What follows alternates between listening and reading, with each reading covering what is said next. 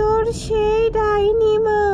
আমি তোকে জন্ম দিতে গিয়ে মারা গেছি, তাই এখনো আমার আত্মা শান্তি পায়নি। তাই আমি সব সময় তোর পাশে পাশে ঘুরে বেড়াই।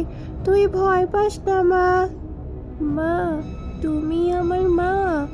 হ্যাঁ, আমি তোর মা। আজ থেকে তোকে আর ওই বাড়িতে ফিরে যেতে হবে না। ওরা তোকে যে কষ্ট দেয় আমি তো সবই দেখি, কিন্তু আমি কিছুই করতে পারি না তোর জন্য। শুধু তোর মুখের দিকে তাকিয়ে আজ থেকে তুই এই জঙ্গলে আমার সাথেই থাকবি।